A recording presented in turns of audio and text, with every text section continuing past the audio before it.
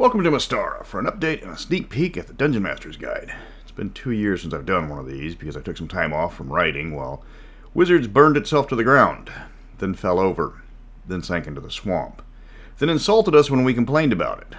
I had lost all interest for quite a while because I wanted nothing to do with the decisions being made or the quality of the products they were putting out because it was an increasingly poor design. But it's not about WotC, it's not about 5th edition, it's about Mystara. It's about introducing new players using the current rule set to the best setting. That's why I made the Player's Handbook. That's why I'm writing the Dungeon Master's Guide. But I will need help. The book, as planned, is targeted for 320 pages. The same size as the 5th edition Dungeon Master's Guide, only with actually useful stuff. It's about a third the size larger than the Mystara Player's Handbook. Currently, it's 123 pages written. I'm about a third of the way done. I have only a handful of art, and I'm looking at approximately 80 additional pieces. I do have about 25 pieces done already, some commissions that were repurposed from the original Player's Handbook, as well as the chapter art I've been sneaking peeks from. How much is 80 pieces of art going to cost? About $5,000.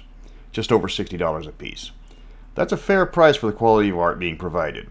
Rubus has agreed to provide all the interior art except for a few pieces outside of his normal focus. You can see why. Even his single character art has more pop than the typical 5th edition standing in line at the DPS variety. I'm going to need to raise the money. That's where it gets tricky, because normally you just kickstart your book and it's good to go. But Mystara is a Wizards of the Coast property. That's not allowed. Worse, it's not approved for the DM's Guild. I can't put it up there after it's done and just recoup my losses. And nobody's taking out a loan for something they can't be sure that will return a profit, especially at these interest rates today. The Player's Handbook was warmly received at launch. It made its money several times over. But that was back when Wizards of the Coast actually made books people liked. Now with 6th edition looming, there's even less interest. I can't convert this to another system because it's proprietary. It's D&D or death. That's in the fan creation license. I can't do anything about that. My attempts at raising cash have been hampered by elements out of my control. Nothing like adding $500 to your monthly bills due to a new car and increased insurance rates. I tried selling stuff, but everybody's clenching their purses because food and gas prices are killing us right now. My options are open up another video channel to raise money, such as Patreon, YouTube memberships, or OnlyFans. I'm always open to donations, but nobody's donating $5,000 for a book. I'd rather not sell my collection of 40k RPG books or my complete set of Star Wars D6. If I did that, I'd use the money to send my daughter to some Ivy League college for 4 years. When you have books that sell for a car payment, you hate to part with them. But nobody wants Fading Suns, nobody wants old Infinity models. I've tried to sell other lesser titles. But I have some time to decide how I proceed because I'm finally getting real internet. My DSL woes will be a thing of the past as I watch every day with growing excitement as the Tarpis guys dig a ditch to my house. Should be a few weeks to a month before I'm up. DSL was obsolete 30 years ago. It's taking me an hour and a half to upload a 10-minute video with DSL. I can't host streams with others because I don't have the bandwidth. You've seen my streams. The video quality is awful and I keep dropping the signal. So that problem is about to fix itself, hopefully. Right now, I need to raise about $200 to upgrade the page layout software. The old one was fine, but it did have some glaring issues that I had to cheat around to make the Player's Handbook. Niggling stuff like the lack of a chart creation tool. I had to add the bars for every chart and then manually adjust the text to try to make them look centered. I did my best, but it's still apparent it was a patch job. The new version of the software costs $200, does all of that and more. It would speed up the process enormously. I'm back to writing the Dungeon Master's Guide. The voices in my head are screaming quite loud and want to be let out. If you want to help, my PayPal link will be in the description. But I am not coming here to beg. I am here to provide an exchange of services. For your entertainment, here is an excerpt from the Mystara Dungeon Master's Guide, Draconic Earl Respen-Ak Tarpis, from the section on the power players of Mystara. Respen-Ak Tarpis. Titles: Draconic Earl, Knight of Irendi. Age: 571. Birthplace: Nation of Arentella. Alignment: Chaotic Good. Source of Power: Great Worm Red Dragon. One of the most unusual power players in the known world is the dragon Respen-Ak Tarpis, who claims to hail from the distant nation of Arentella. He is a red dragon, but unlike others of his type, he is of good alignment, though he still spreads chaos in his wake. His homeland lies far to the south, past even the continent of Devania, though he is rather vague on details regarding it. All he will admit is that he was exiled from the nation, and now he is raising funds to help overthrow the current rulers and return the rightful king and queen to the throne. He is deliberately obtuse when discussing these individuals, and the story seems to change with every telling, or he will provide many details with no context, making the information useless. Tarpis lives as a courtier, careening from event to event in every nation in the known world. He He is well known among the nobility, as the mere rumor of his appearance at a party will draw in tremendous crowds to see the exotic creature. Fortunately for all, the Earl possesses a ring of human form, reportedly crafted for him by an elven queen smitten with him in centuries past. His draconic form is massive, over 100 feet long and weighing several tons. His scales glisten in the sun as he pays to be scrubbed clean at least once a week. He has a few scars from previous battles, but not as many as one would expect from a creature as old as he is. His human form appears to be a human of Flemish origin, with unkempt red hair paired with a well-trimmed Van Dyke beard. He dresses garishly, typically in the latest fashions from Draconic, and favors red clothing. He prefers to wear a plethora of jewelry, mainly rings, amulets, and various chains, though how many are magical is unknown. His personality can be best described as expansive, intense, and bombastic. If he feels a herald announcing his entrance doesn't do him justice, he will gladly bellow his presence to all in the room.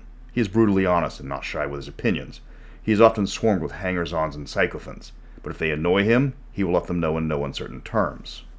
While most ballrooms are barely large enough to hold his ego, he is genuinely a highly charismatic individual. His memory is near perfect, and he never forgets a face or a name. He is quick with compliments, extolling praise on everyone he is introduced to at the gala. He is an incorrigible flirt, though he never seems to act on his propositions. He has no sense of decorum in a human sense, but he is adept at approaching the line but never crossing it. His sense of humor often leaves an entire room rolling while rarely taking any joke too far. His primary purpose in the known world is to raise funds to help the rulers in his homeland, and that is something he never forgets no matter how much fun he's having. He seeks out patrons for funding. Any gifts he is given are converted to coin, and he only keeps a small amount for his personal upkeep.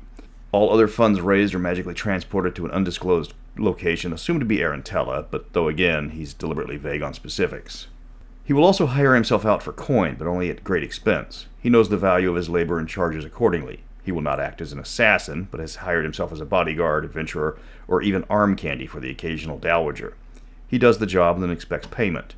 Cheating him after he's done an agreed-upon task is a very bad idea, as he can be pretty original in exacting his revenge.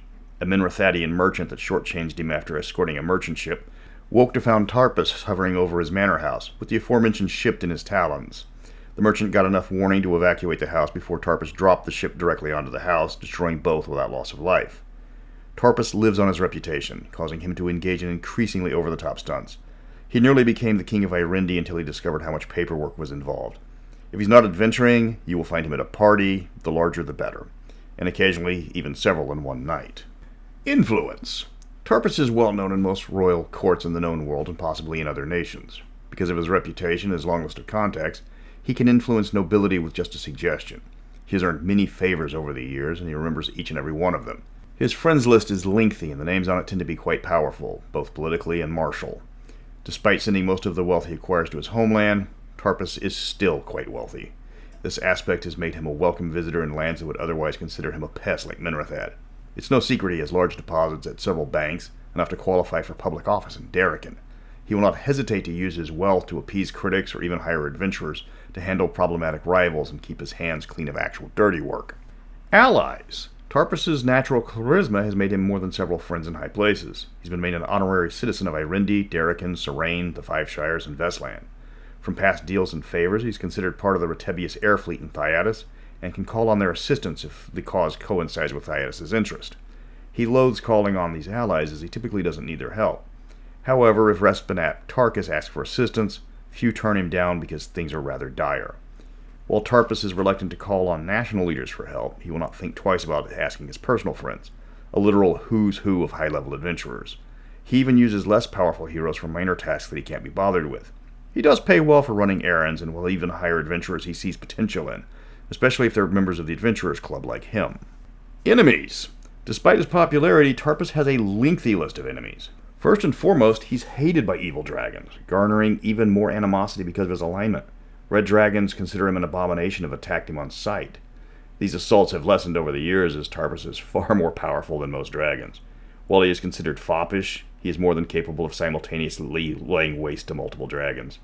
He is hunted by 2 dragons that have followed him from Arentella, sent to kill him by the unknown rulers of that land. One is a red dragon, almost the same size as Tarpis. The other is an incredibly rare evil silver dragon, who apparently has a personal grudge against the Earl. They haven't been able to isolate him from his allies, as, unless he's alone, his friends will quickly tip the balance of a fight in his favor. His rivalries among humans tend to be one-sided, as none can actually threaten Tarpis in terms of power. Many of them are nobles who are offended at one of his jests and work behind the scenes to discredit or get him uninvited from parties. His love of not revealing his true nature to rude nobles only adds to the list, as challenging them to contests they can't win is his beloved hobby. Adventure hooks. Paint the town red. The characters are approached by a minor noble attending a local party where he hopes to make a name for himself. If the Draconic Earl attends, the guests will direct all attention towards him. The party is hired to befriend Tarpis the morning of the event and keep him entertained by any means necessary, so long as he's kept away from the gala. Priceless. A merchant prince from the city of Cornglain wants to lure Tarpis to his city's masquerade ball. The problem is numerous balls are far more prestigious and being held simultaneously across the nation. You are tasked with finding a way to attract the Earl to the Cornglain ball, no small task considering the more exotic and expensive parties being hosted in larger cities. The bird is the word. At the Ting and Soderford, Tarpis crashes the week-long event to have the time of his life. He quickly makes friends with the characters, but during a feast, a drunken Jarl knocks Tarpis' drink out of his hand, who proceeds to throw a rude gesture at the Jarl. The Jarl escalates the confrontation, only to be flicked away with a single finger at full strength. Now the Jarl is demanding a duel to the death, not realizing the full power of his opponent. A more powerful Jarl needs the party to stall the duel until the Jarl sobers up and realizes this is a bad idea. Flash by name, flash by nature. A local lord of a small domain has promised his court that he will have Tarpis in attendance, though he has never met the dragon and only knows what he looks like from second-hand accounts. However, one of the characters has met him, so the lord hires the party to impersonate Tarpis and play his entourage. The characters will have to play up his larger-than-life reputation, as well as try to come up with stories of past adventures on the spot. Of course, for added difficulty, Tarpis might make an appearance, forcing the players to either convince him to play along or sneak out. At the same time, a very confused dragon tries to figure out what's happening. If you're taking flak, you're over the target. Tarpis is arriving at the city of Serene in his Draconic form for a friendly visit. As he begins his landing, an Ak gun suddenly opens fire, injuring the dragon severely. The party is tasked with finding the culprit before Tarpis recovers and tears the city apart, trying to find his attacker himself. The culprits are a terrorist group known as the Grey Front, hoping Tarpis will destabilize the government so they can stage a coup. Death and taxes. A Thyashian bureaucrat believes Tarpis is a con artist swindling the nobility with wild tales of adventure and war. The party is tasked with discovering the truth of his stories and where the money is going. They will find that Tarpis is telling the truth, but only after they are transported to experience the civil war in his homeland firsthand. Tarnished Silver. One of Tarpis' draconic foes finally tracks him down, the evil silver dragon bent on the Earl's death. The party has to evacuate a city while Tarpis shows the world his full power against an equal foe over a populated city. This is when the players are reminded that the jovial noble is still a dragon, and has all the fury of the draconic creatures. And there are 9 more excerpts just like this in the Power Players of Mystara. I'm currently writing up adventure hooks and ideas for all of the nations, as well as a few outside places that some of them will be new and added to the Mystara guide. And after that, I'm going to add all of the rules for adventuring that the original Dungeon Masters forgot, like things like weather, actual adventuring, and hey, let's throw in the rules for caravanning just because it's Mystara and that's what we do best. If you want to help this along, the cost for the art is being broken down by chapter. I have to pay Rubus $500 to start a chapter and $500 when he's done. Not all the chapters require the same amount of art, but we just broke down the cost as an average. Once I get the software upgraded, I will be putting out more and more snippets as we go, though it's going to be hard to do some of the more boring technical ones like charts. But progress is being made, and hopefully this week I will have a cover ready for everyone to gaze in amazement at. It has a Frankenstein golem on it.